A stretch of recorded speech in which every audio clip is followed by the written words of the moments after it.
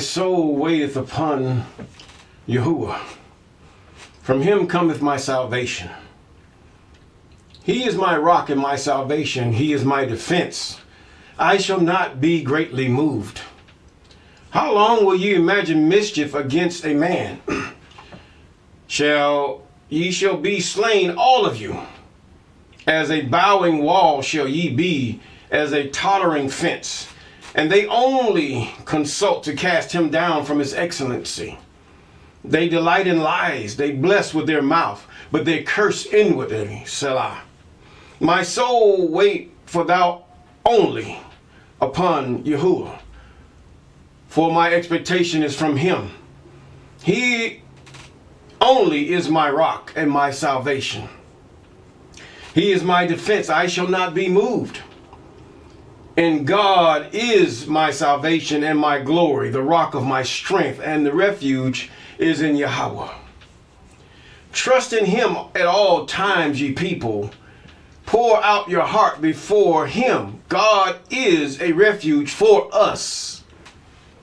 Surely men of low degree are vanity, and men of high degree are a lie. To be laid in the balance, they are altogether lighter than vanity. Trust not in oppression, and become not vain in robbery. If riches increase, set not your heart upon them. God hath spoken once, twice, yea, have heard this, that power belongs unto Yahweh. Also unto thee, O Sinini Nanini, belongeth mercy, for thou rendest to every man according to his work. Psalms chapter 62. Deliver me from the hands of evil spirits who have sway over the thoughts of men's hearts, and let them not lead me astray from thee, my God. Establish thou me and my seed, that we go not astray henceforth and forever. Jubilees chapter 12 and verse 20. Yes, we thank God for you and you. All praises, all praises. We thank God for those of you who have been with us from the beginning. And we thank God for those of you that have been with us here and there's about. And we thank the Most High, even Yahweh. We thank him for those of you that are about to subscribe. Yes, calling those things that are not as though they are. And also those of you who've just subscribed. We thank God for you too. Hallelujah. Yes. We're in this time of, it's uncertainty, really. It's been uncertainty ever since Moses came out of the wilderness. It's been uncertainty. Should I say Israel come out of the wilderness? Uncertainty. We've all been weighed in the balance, many found wanting. Yes, and now we at a time where we're faced with total annihilation, or with a great number of people being devastated. Sometimes you wonder if the agenda is not just that, but that of that so-called Georgia stone, to try to quickly get this stone into being so that whatever they want to have, to remove part of the human existence, to reduce it. But it is a foolish gesture to be such a way. Because if you think about it, most people are gravitating toward the cities and metropolitan areas. This is where your big metropolis, and it's also where your most populous areas are. So the fact is, people can spread out. We can spread out, but the fact is, we love convenience. We love being able to get to the doctors, the hospitals, the convenience stores, catching the taxi and having transportation to get to that general store that we might get the things that we need. And some of us, we get a little lackadaisical in growing our own food. But what did Abram and all the way up to Jacob do? They grow their own food. They grow their own food. They took care of each other. The son took care of the father and the mother. The sons did. Read about it. But now you want to put your father and mother in assisted living homes. But the fact is that they didn't have that back then. people capitalizing off of these things. Not even on the continent of Africa. They're really, how many assisted living homes are there? You have your parents buy a home and they stay in that home, and that home is used as a haven for the children. If they run out of money or get their last leg, they go back to that home. But then there are always going to be children in that home, and they know they always got a place to go if things go south. And even here in the United States, you got a lot of tight-knit families that do these things also, that have a home, that if things go south, they know they got some land or a home they can go to. And there they're safe. They can just build or some kind of way get heat and air conditioning and electricity to weather out the storm until they can figure out what they're going to do with their lives. If they're going to do anything. Yes. But nevertheless, God wants to be our all in all. God wants to be that parent. He wants to be that father. God is a nurturer also. He nurtures us. He's not feminine, but he took everything a man can nurture also. He's not feminine. No, not in the least. Most men are not. But the fact is that we're going to be in 1 Kings chapter 7. Now Solomon was made wise. Solomon, he cared for his father David, but he was made wise. And Solomon had, a lavish house. The Europeans and all these Roman people would have you think it was after their architecture, but we don't know really exactly what Solomon's house looked like. Yet along the temple, they make it look as though it's their architecture. But we're going to delve into this thing and look. And most kings of that day and time, they had a daily table.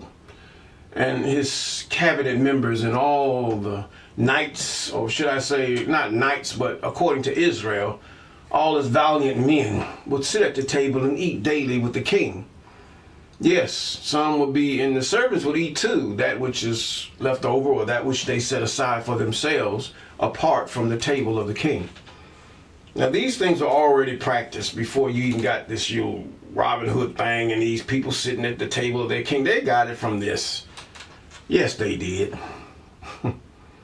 Black folks are doing this way before that. But either way, to put it naturally. 1 Kings chapter 7, it says, but Solomon was building his own house 13 years. It took him 7 years to build the Most High's house, but it took him 13 years to build his house. And he finished all his house. He also built the house of the forest of Lebanon.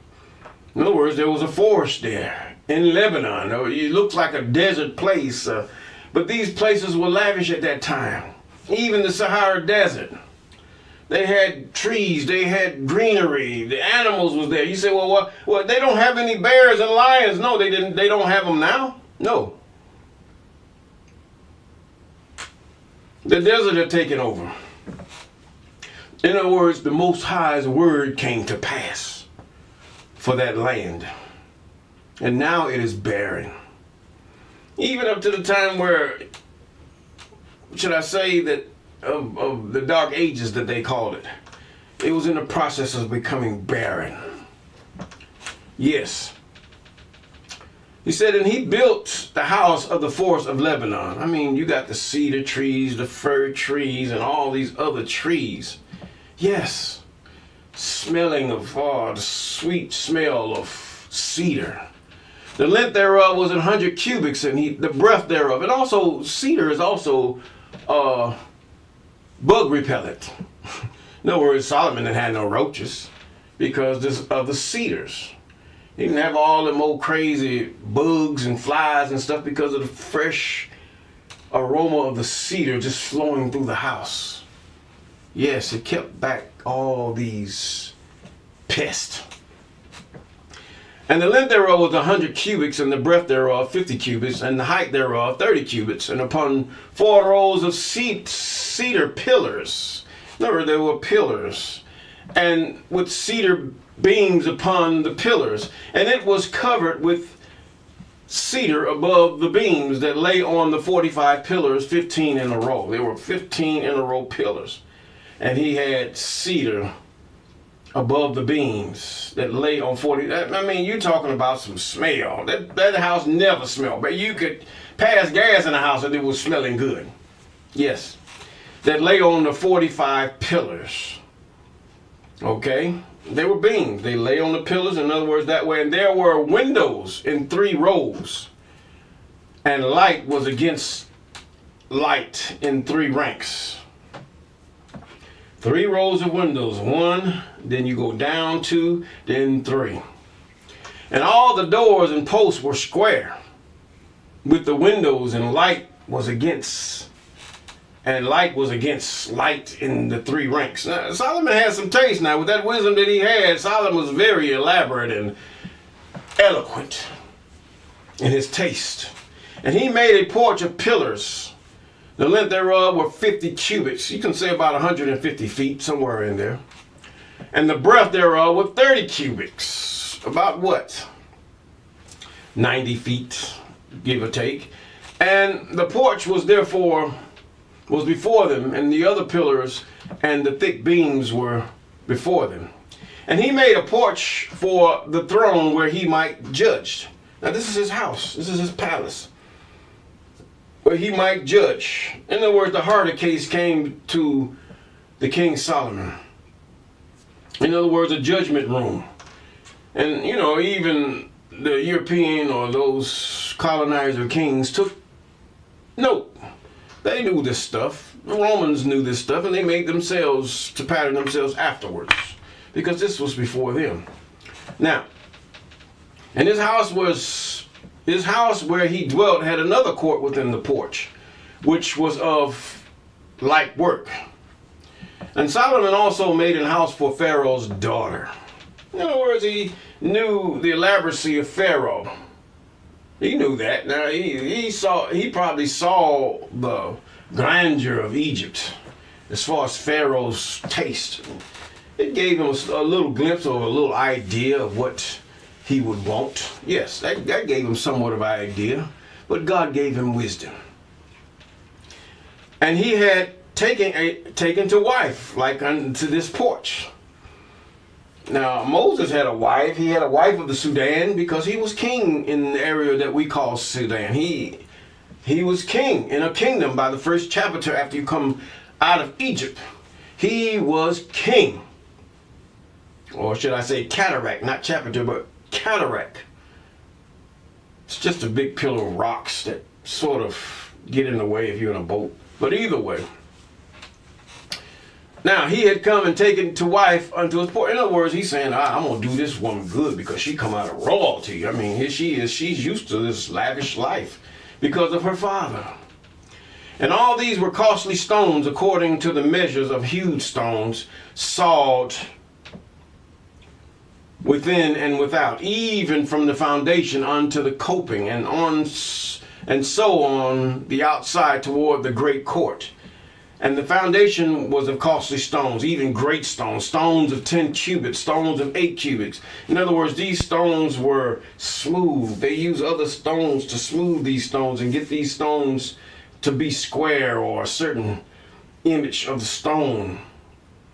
And these things took time, and these guys were fast as well as wise in stonemasonry.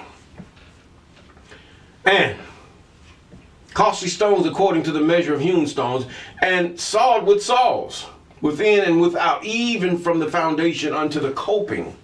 Have you ever seen a coping saw? In other words, when you cope, you're trying to get a real intricate image. In other words, the coping. This is Old English, though. This is what they mean by that. And so on the outside toward the great court. See, they understood the language that they translated this in. And they tried to paint a picture to their people or to their clergy or whatever they wanted to do. Now you have to realize back in that time, they were out to control their own people. They were out to write this in a way that their people would not only think they were the chosen people, but that they would obey and treat their clergy and their hierarchy as deity. These things they had worked on throughout the years. This is where you get this religion from. And so on the outside toward the great court. And the foundation was of costly stones, even great stones, stones of 10 cubits. Now in verse 11, and above were costly stones after the measure of huge stones and cedars. That's cedar. If you just get a cedar and just build a box out of it, I mean, you will smell up the house, period. And King Solomon sent and fetched Hiram out of Tyre, and he was a widow's son. In other words, his father was dead, of the tribe of Naphtali. And his father was a man of Tyre, a worker in brass, and he was filled with wisdom. In other words, wisdom. Not only he knew about brass, but he knew how to apply what he knew about brass to his work. Wisdom. A wise man. He was wise man in apothecary. Wisdom. He was a wise man in that he knew how to the way electricity worked and how to form different chips and all kind of electronic items that would cause this robot to work. Wisdom. Okay?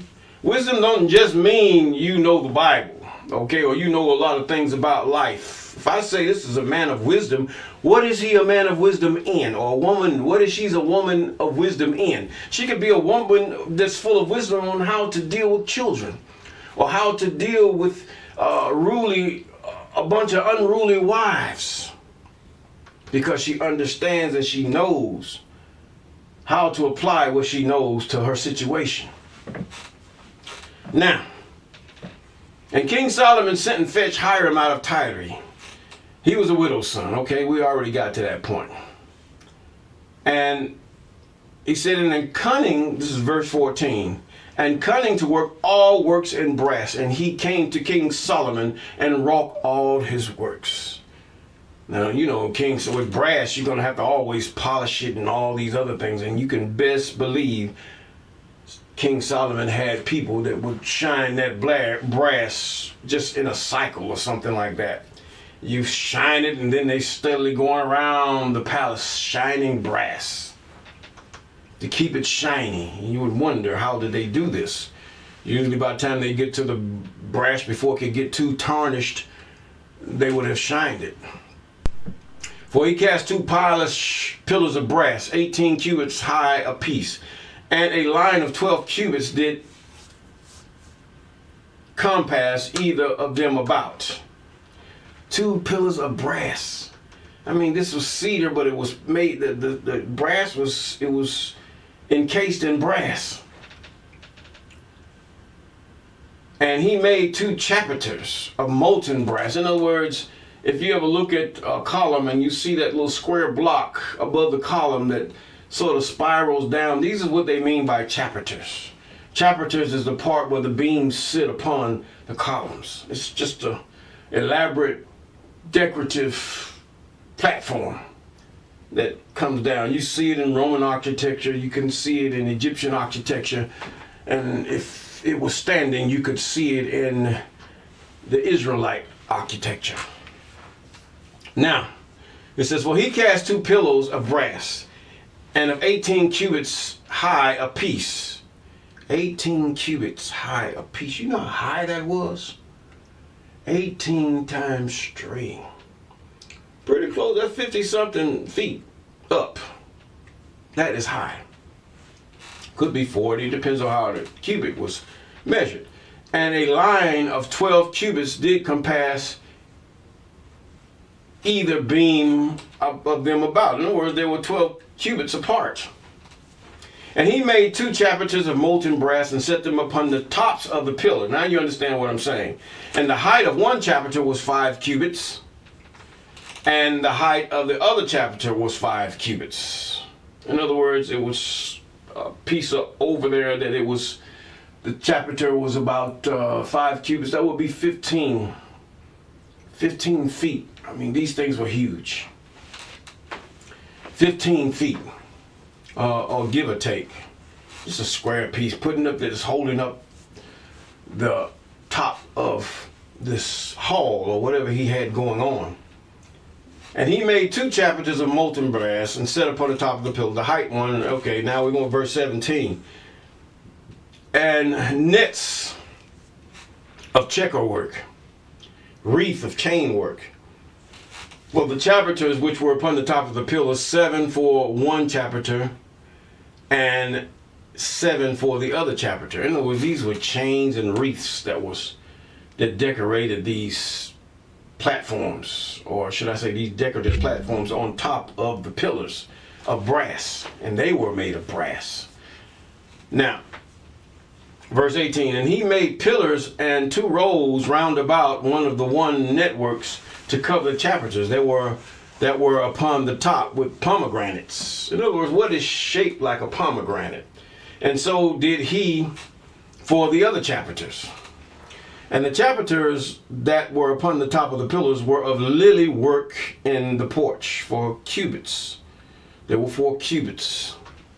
You can say about 12 feet, give or take. And the chapiters upon the 2 pillars had pomegranates also above, over the belly which was by the network. The pomegranate were 200 in rows round about upon the other chapiter. And he set up pillars in the porch of the temple, and he set up the right pillar, and he called the name thereof Joktan.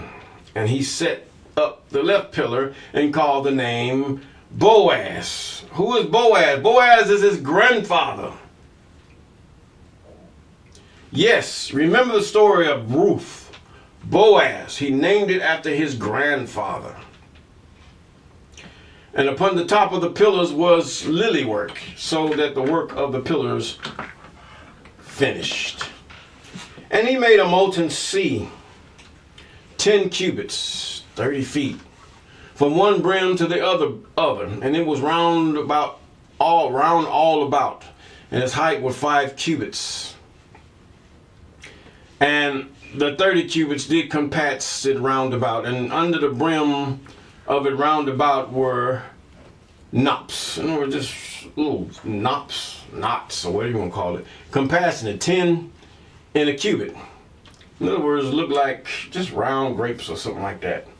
And the knots were cast in 2 rows, and it was when it was cast, and it stood 12 upon 12 oxen, and 3 looking toward the north, and 3 looking toward the west, and 3 looking toward the south, and 3 looking toward the east, and the sea was set above upon them and all their hinder parts. Now this was in his house. This was in his palace. These brazen oxen. The sea was set upon them, and the sea was set above them upon them. This was big and wide, and all their hinder parts were inward. And it was an handbreadth thick. In other words, it's about the thickness of your hand, about 5 inches thick. And the brim thereof was wrought like the brim of a cup, with flowers of lily, and contained 2,000 baths. And he made 10 bases of brass. 4 cubits was the length of one base, and 4 cubits the breadth of the other, and cubits the heights of it. In other words, what did he use this for? And the network of the bases on this manner, verse 28, they had borders, and the borders were between the ledges. And on the borders between the ledges were lions, oxes, and cherubims. Apparently he got this from the design of the temple. And upon the ledges were a base above and beneath. The lions, oxen were certain additions made of thin work. And the very base had 4 brazen wheels and plates of brass and 4 corners. And this is whereby he would go and he would judge the people.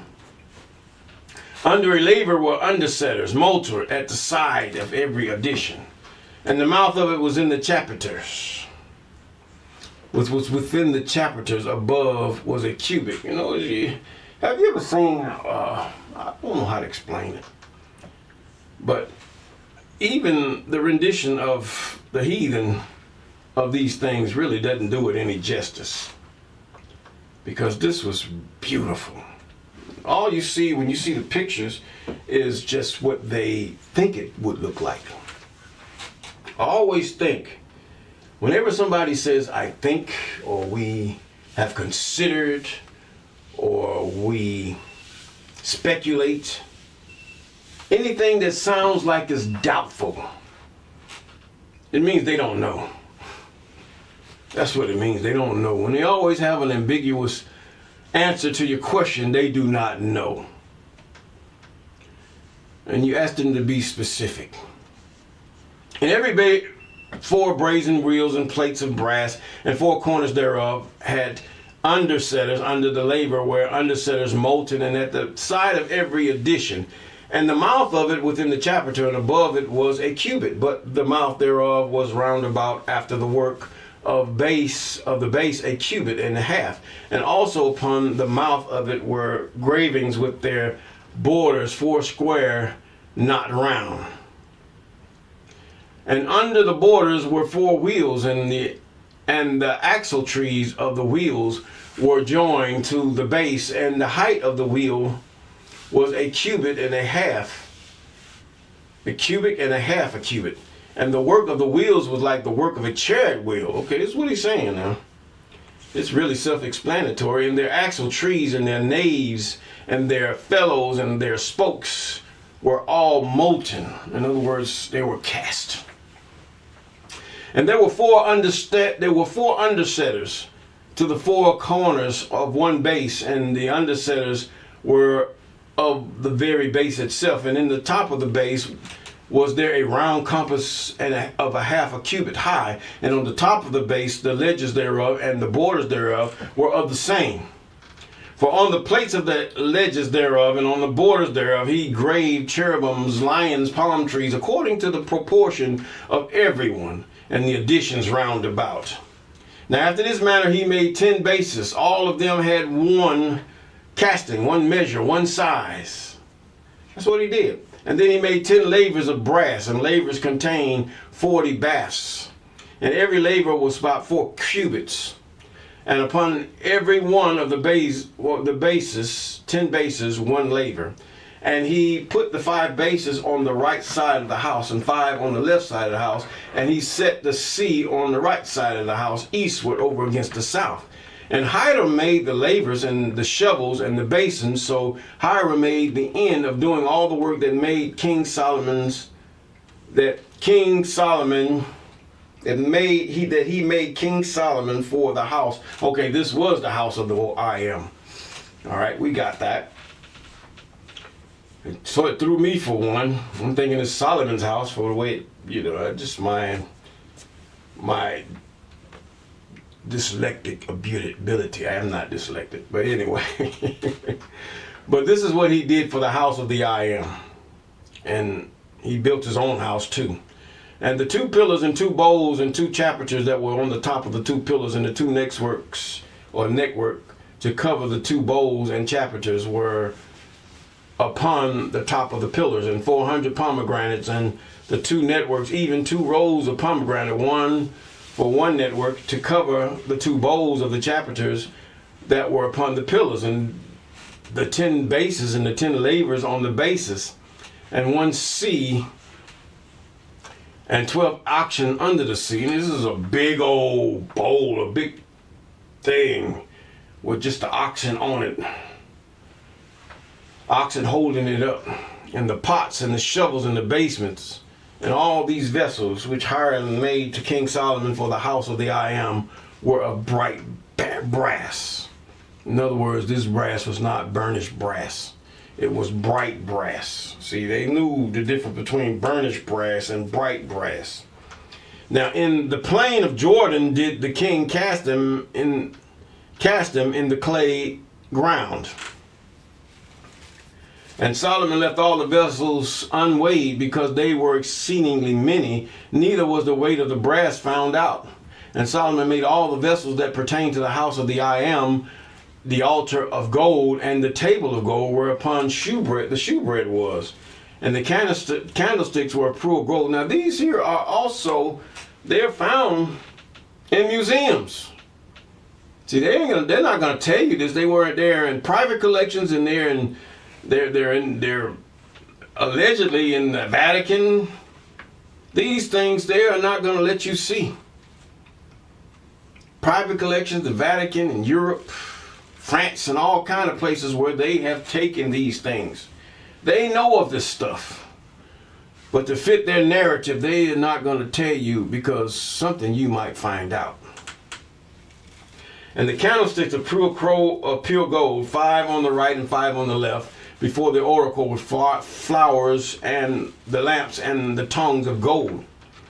And the bowls and the snuffers and the basement and the spoons and the censers of gold and the hinges of gold, both for the doors of the inner house and the most holy place for the doors of the house to wit, of the temple.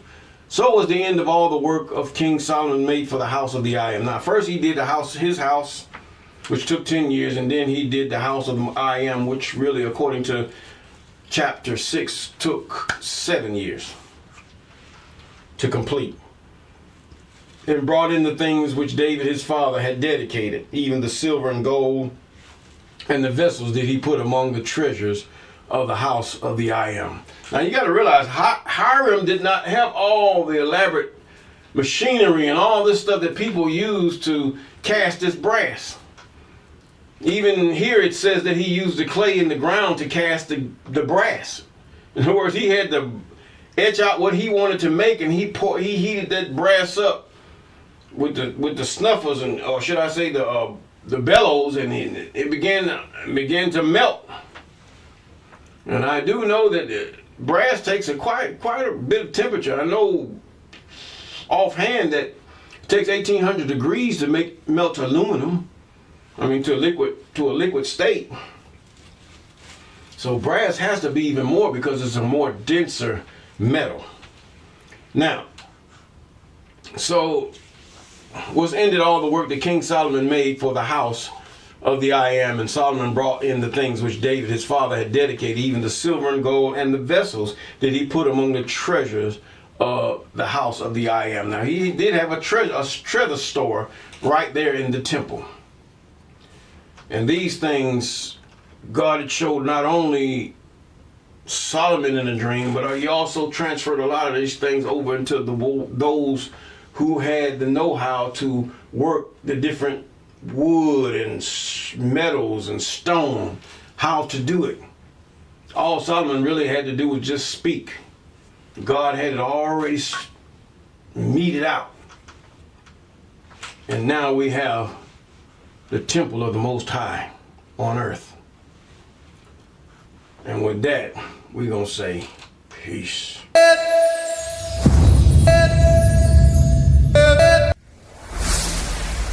Walk with me.